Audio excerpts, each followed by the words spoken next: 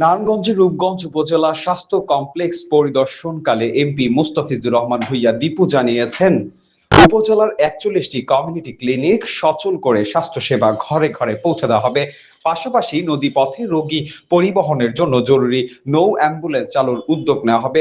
বুধবার দুপুরে পরিদর্শন শেষে তিনি বলেন, হাম রোগ নিয়ে অযথা আতঙ্কিত হওয়ার কিছু নেই। জেলায় পর্যাপ্ত টিকা মজুদ রয়েছে এবং আক্রান্ত হলে দ্রুত চিকিৎসকের শরণাপন্ন হওয়ার আহ্বান জানান। তিনি আরো বলেন, স্বাস্থ্য খাতকে অগ্রাধিকার দিয়ে সরকারের নির্দেশনায় কার্যক্রম জোরদার করা হয়েছে। এ সময় তিনি হাসপাতালের বিভিন্ন বিভাগ ঘুরে রোগীদের খোঁজ খবর নেন। অনুষ্ঠানে উপজেলা প্রশাসন ও স্বাস্থ্য বিভাগের কর্মকর্তারা উপস্থিত ছিলেন। এখানে প্রায় ৪১টা আপনার এইভাবে মানে কমিউনিটি ক্লিনিকগুলি আছে।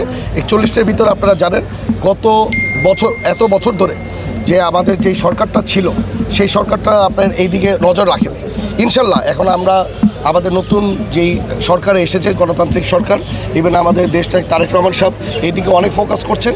আমি আশা করি ওনার মাধ্যমে আমরা ইন্সপায়ার হয়ে আমরা এই ক্লিনিকগুলো আমরা অত্যাধুনিক একটা বানাবো, আর ওইখানে যাতে ডাক্তাররা সবসময় থাকে, কারণ একটা ওই রকম পরিবেশই করব যাতে আপনার ডাক্তাররা সবসময় থাকতে পারে, ডাক্তাররা যাতে ভালোভাবে ওইখানে যাতে রুগীদের দেখতে পারে এটাকে ব্যবস্থা করব। আর ওই জায়গার এলাকার মানুষজনকে আমি আরেকটু আহ্বান জানাবো যে ওই হসপিটালগুলিকে, কারণ is a community clinic, community ওয়াইজে এটা চলা উচিত।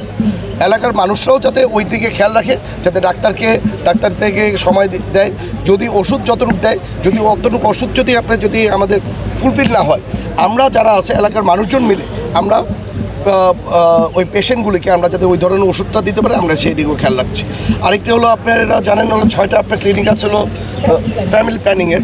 যে ফ্যামিলি প্ল্যানিংয়ের আমরা এখানে বসেছি যে আমরা প্রতি মাসে আমরা সবাই ডাটা নিব যে কতজন রুগী এখানে আসছে এবং কতজন রুগীকে তারা রেফার করছে।